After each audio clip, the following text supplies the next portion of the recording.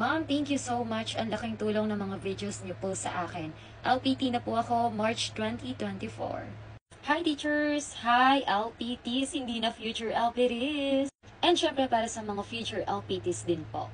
Ayan, so naligo na muna ako bago ako gumawa ng video, bago ko kayo batiin. Ayan, kasi alam niyo naman, kapag malapit nang matapos ang school year, sobrang busy sa mga forms, ayan, tapos may mga program pa na dapat practicein, gawin. O, di ba? Halata yung eyes natin, pagod, pero nag-e-enjoy tayo.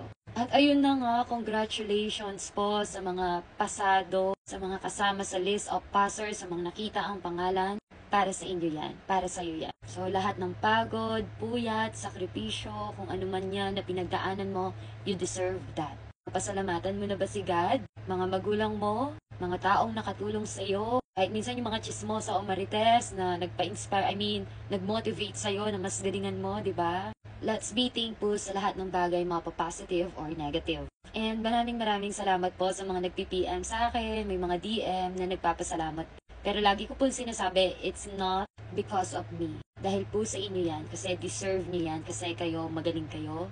Kayo lahat ang may ginawa dyan. Kasi kahit anong video ang gagawin ko dito, pero kung hindi ka gagawa ng effort para manood, para mag-review, para mag-pray, wala din. Tama po ba? Pero nagpapasalamat ako dahil kahit papano, diba, nagiging makabuluhan din yung buhay ko na may natutulungan pala ako na hindi ko alam. May mga nai-inspire pala ako na hindi ko alam. But, that is my dream. Yung maging, bago man ako umalis dito sa mundo, may ambag ba sa lipunan, ganun. Kaya maraming salamat din po sa mga nagsasabi po ng na-appreciate nila ako, nagpapasalamat sila sa mga videos, malaking tulong para sa inyo. Hindi lang sa pagre-review, kahit yung mga teaching practices, and also sa pagpaparang. Maraming salamat po. Sabi nga pag para sa'yo, para sa'yo.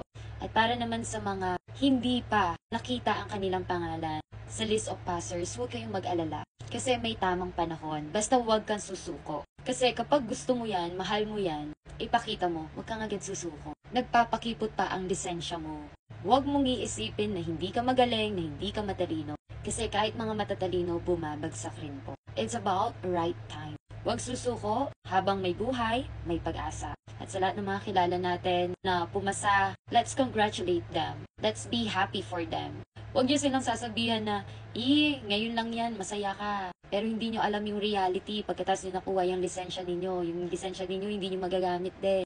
Huwag tayong maging negative. Hayaan natin silang i-enjoy kasi dumaan din tayo sa part na yan. Kasi, syempre i-enjoy nila yung mga sakripisyo, yung mga pagod, yung mga puyat nila. And it's their time to celebrate yung nakuha nila yung goal nila. Tama po ba? So, sa lahat ng mga bagong lisensyadong guro, nakaka-proud po kayo. Congratulations. Hindi po biro yan.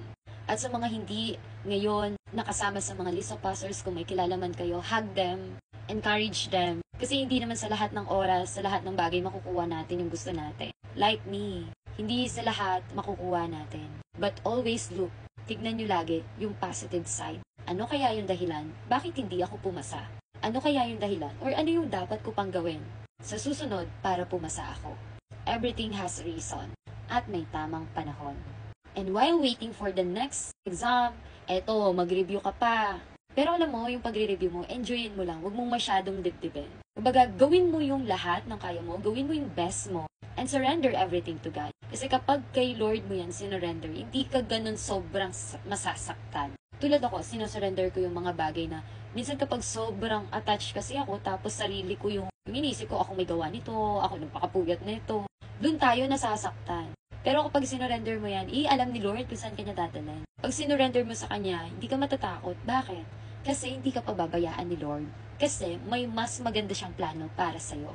And we do not know, hinahanda niya lang tayo. Again, congratulations sa lahat ng mga kasama sa list of passers, sa mga LPTs ngayon, at sa mga hindi nakasama sa list of passers, congratulations pa rin.